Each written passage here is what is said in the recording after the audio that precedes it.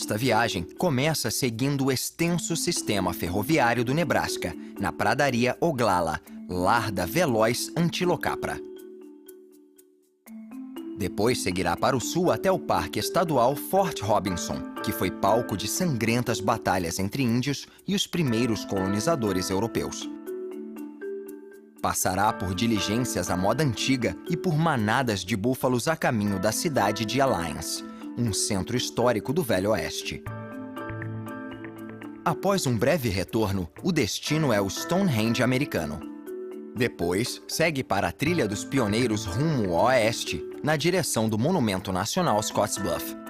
A viagem termina entre gigantescas formações rochosas com vista para as pradarias, tão belas agora quanto deveriam ser para os primeiros colonizadores a caminho do oeste, há mais de um século.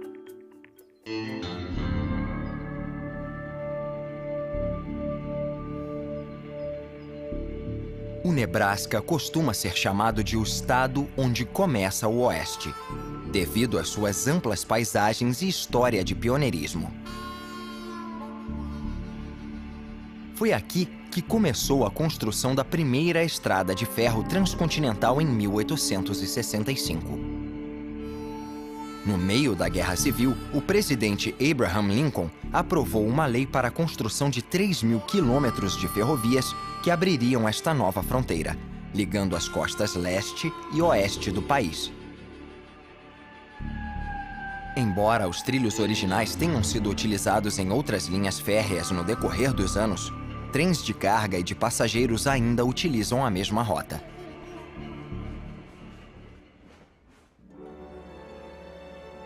Cobrindo mais de 36.000 hectares, a Pradaria Nacional Oglala fica no canto noroeste do Nebraska. Administrada pelo governo federal, a reserva selvagem abriga uma fauna exclusiva, cujo animal mais conhecido é a Antilocapra. Descrita como o verdadeiro maratonista do oeste americano, a Antilocapra é o mamífero terrestre mais veloz dos Estados Unidos e o segundo mais veloz do mundo, perdendo apenas para o guepardo.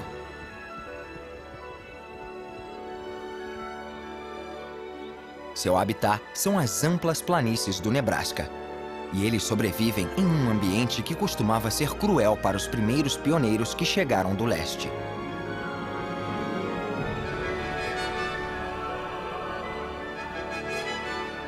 Muito antes da chegada dos colonizadores brancos, eram os nativos americanos que viviam e caçavam nestas pradarias.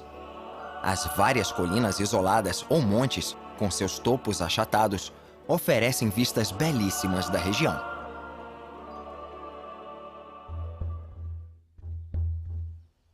Antes, palco de encontros sangrentos entre colonizadores e nativos americanos, hoje a reserva é bem mais tranquila.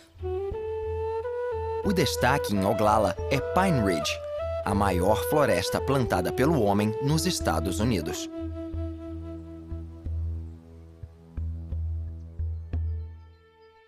Uma ocorrência comum aqui e nas pradarias são incêndios florestais. Em 2012, uma grave seca e temperaturas recorde resultaram nos piores incêndios da história do Nebraska, destruindo uma grande parte de Pine Ridge. A floresta está se recuperando lentamente. Apesar desses problemas, o Nebraska ainda é conhecido como o estado plantador de árvores. E em 1872 foi criado aqui o Dia da Árvore, um evento hoje comemorado em todo o país.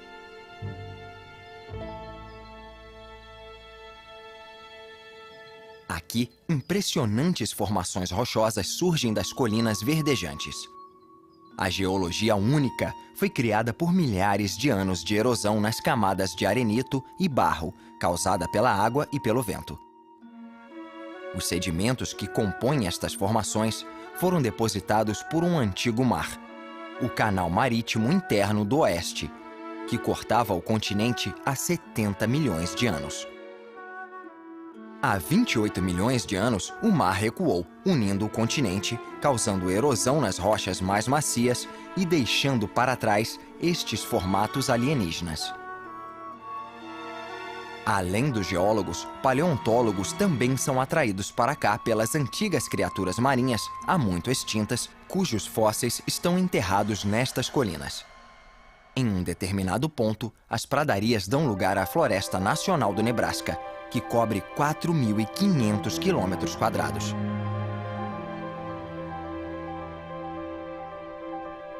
Na década de 1800, o oeste americano era uma terra inexplorada, cheia de oportunidades para aqueles que ousavam fazer a viagem. E embora muitos dos primeiros colonizadores tenham chegado em diligências cobertas, a maioria veio para cá de trem. Em pouco tempo, ele se tornou crucial para levar produtos agrícolas para os movimentados mercados do leste.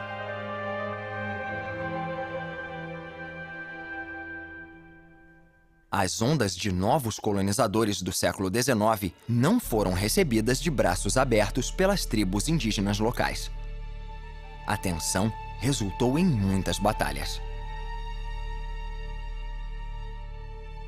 Por ordem do governo dos Estados Unidos, o Forte Robinson foi construído, um posto militar no coração do território indígena. Ele teve um papel importante nas Guerras Sul de 1876 a 1890.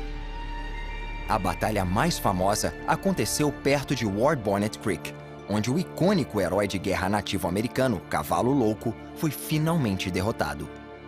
Mas foi aqui, no Forte Robinson, que ele foi morto por seus captores. Desde então, o forte representou uma série de papéis. Até 1907, ele foi a base do 9º e 10º Regimentos da Cavalaria, formado apenas por afro-americanos. Eles eram conhecidos como Soldados Búfalos, nome dado a eles pelos índios das planícies. Durante a Primeira Guerra Mundial, ele foi o maior aras do mundo, fornecendo cavalos e mulas para os militares. E na Segunda Guerra Mundial, o Forte Robinson recebeu os prisioneiros de guerra alemães. Depois das guerras, a propriedade inteira foi doada para o público. E agora é um importante marco histórico e um símbolo do turbulento passado do Oeste.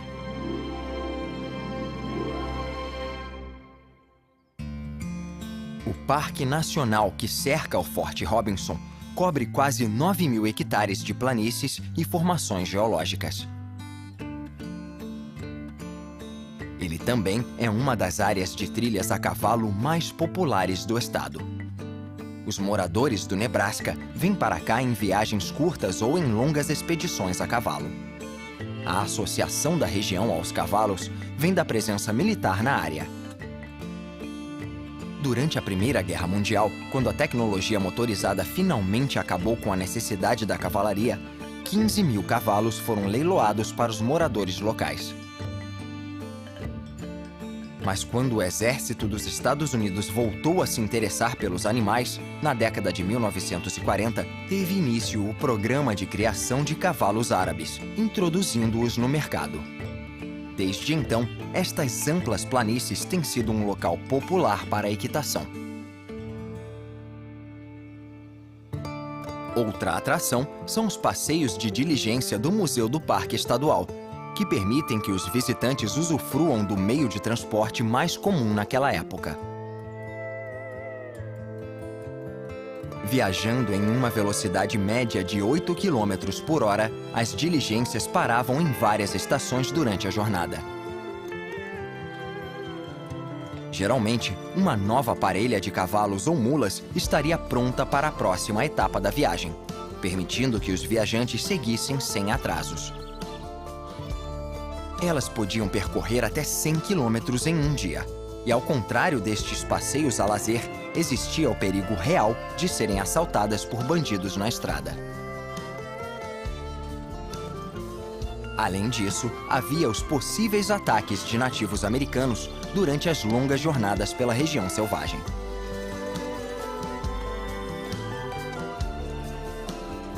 Para proteger os passageiros desses perigos, um guarda chamado mensageiro armado geralmente acompanhava o grupo, sentado ao lado do cocheiro.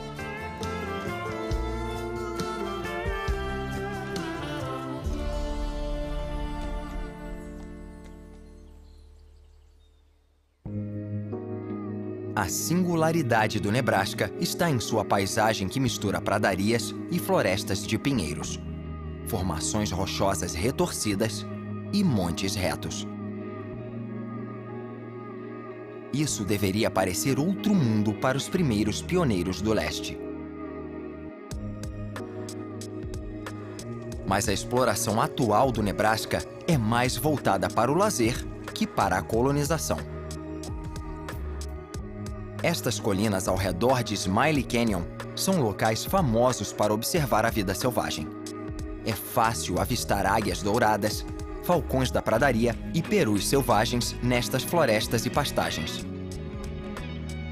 Muitos vêm exclusivamente por causa da vista espetacular. Outros ainda pegam as estradas da montanha para caçar. Cervos, uapitis e carneiros selvagens são os alvos mais cobiçados. E não é à toa que estas colinas ficaram conhecidas como a capital dos grandes animais de caça do Nebraska. O maior de todos os animais e o que mais se destaca nas planícies é o grande bisão americano, que antes percorria estas pastagens em grandes manadas. Estima-se que 60 milhões desses animais chegaram a dominar as planícies norte-americanas. Mas logo após a chegada dos europeus, esse número caiu drasticamente. Uma combinação de caça comercial e doenças do gado doméstico quase resultou na extinção deles no século XIX, com o número caindo para menos de 750 cabeças. Através da preservação e do manejo cuidadosos, o bisão do Nebraska está de volta em números sustentáveis e não é mais uma espécie ameaçada.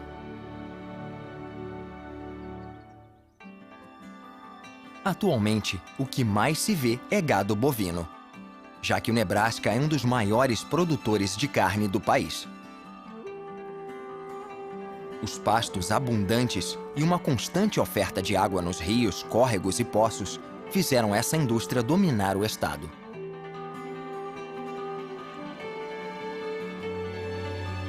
Estas condições ideais para a pastagem do gado foram um atrativo importante na década de 1870.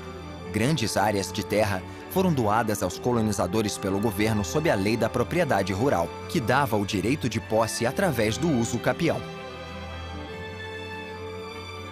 Com o apoio do governo federal, a maior parte destas terras foi confiscada de nativos americanos, que então foram obrigados a morar em reservas.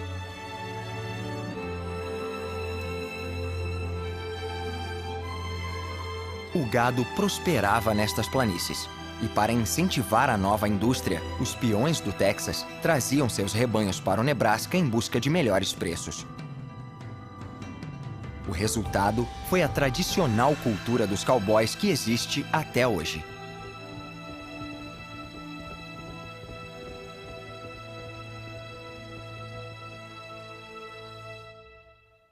Pairando sobre as planícies verdejantes, existem imponentes montes de arenito que formam as trilhas mais espetaculares da região.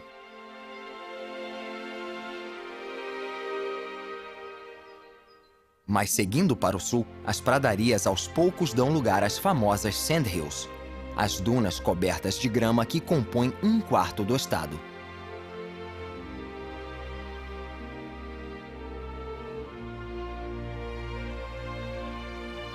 A paisagem muda novamente, desta vez para férteis planícies, com o padrão de campos circulares aparentemente infinitos.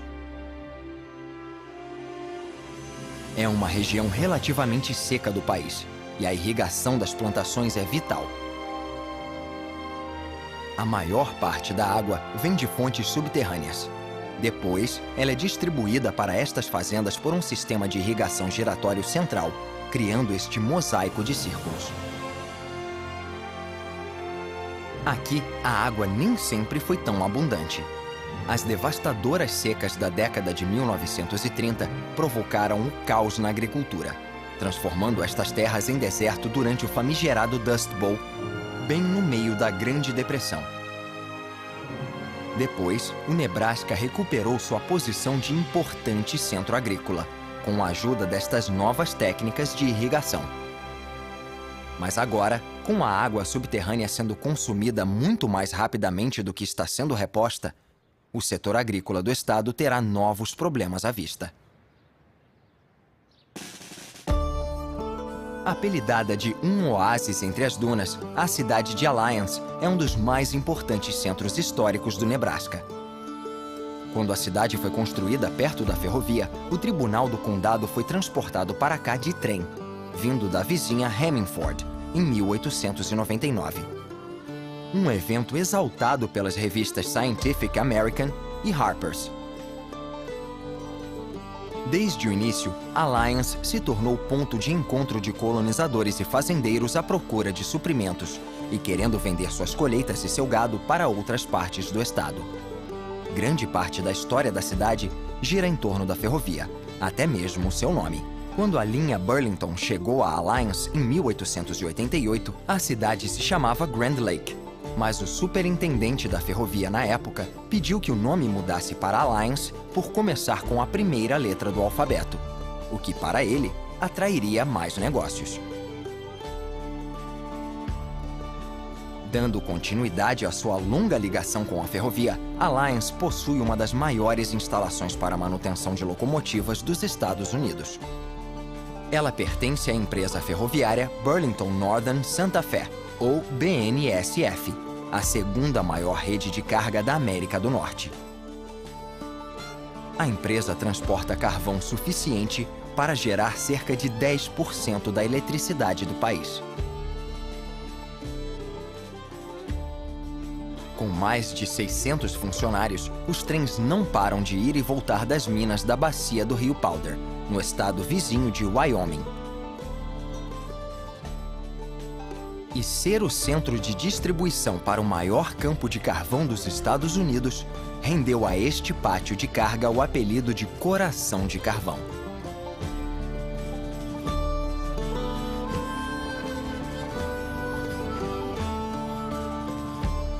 Grande parte do material extraído da bacia do Rio Powder passa por aqui antes de abastecer as muitas usinas instaladas mais ao leste.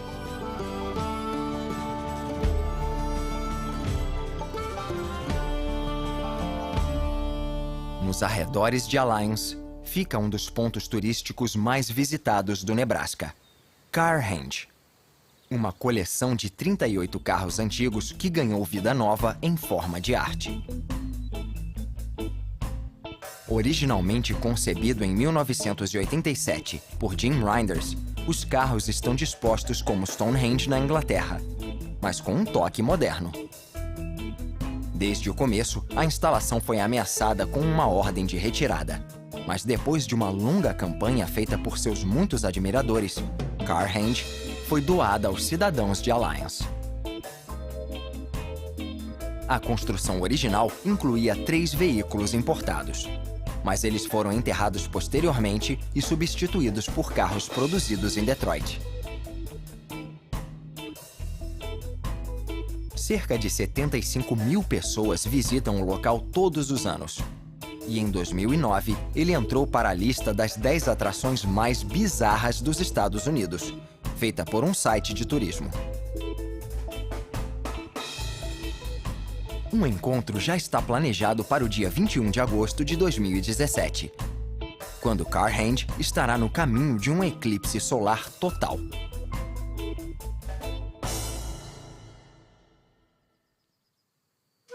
Continuando ao longo destas amplas planícies, a viagem segue mais para o oeste. Embora muitos centros urbanos tenham prosperado no Nebraska, a fama do estado continua se baseando na agricultura. Junto com métodos modernos de cultivo, existem aqueles antigos e comprovados. Canais de irrigação têm sido usados desde os primeiros colonizadores. Este canal leva até a próxima parada da viagem, a cidade de Scottsbluff. Como muitas cidades do oeste, ela surgiu com o advento da estrada de ferro.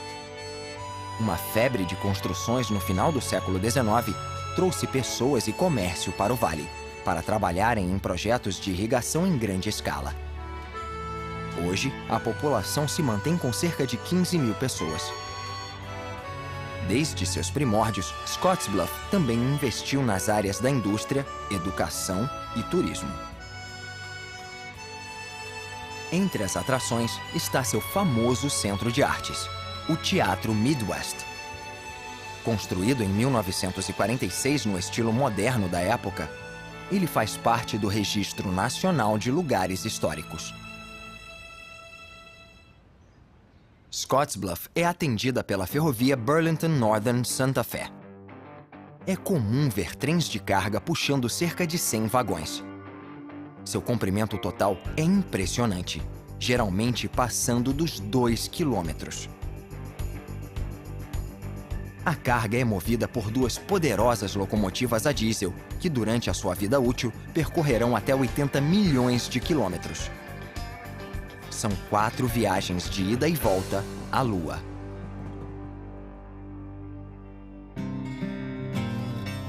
Ao sobrevoar o desfiladeiro Mitchell, é possível ver um grupo de montanhas íngremes ou penhascos que sempre foram um importante ponto de parada para os viajantes. De famílias a missionários, de fazendeiros a soldados, todos a caminho do oeste, o penhasco se tornou um marco psicológico importante na perigosa jornada.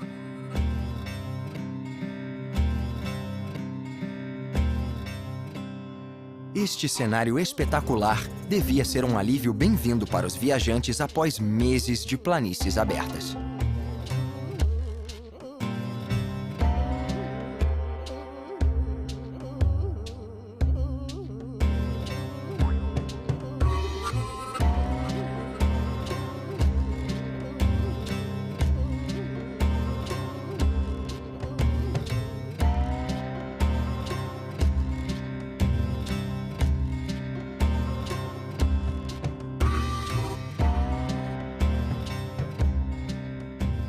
Antes da expansão americana para o oeste, as tribos nativas encontravam muitas oportunidades de caça entre estas formações, e o solo é rico em artefatos arqueológicos até hoje.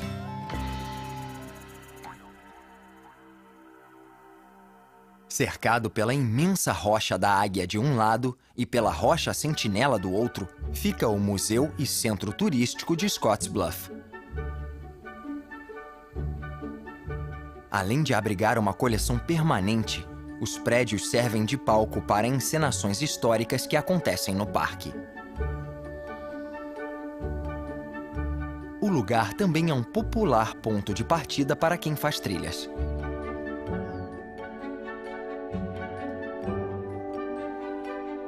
Os prédios em si foram construídos pela Corporação Civil de Preservação, uma organização fundada pelo presidente Franklin D. Roosevelt em 1935. Seu objetivo era preservar os parques nacionais dos Estados Unidos, bem como fornecer uma fonte constante de emprego durante a Grande Depressão da década de 1930. Aqui, os visitantes encontram uma série de exposições, incluindo relíquias de nativos americanos e pioneiros.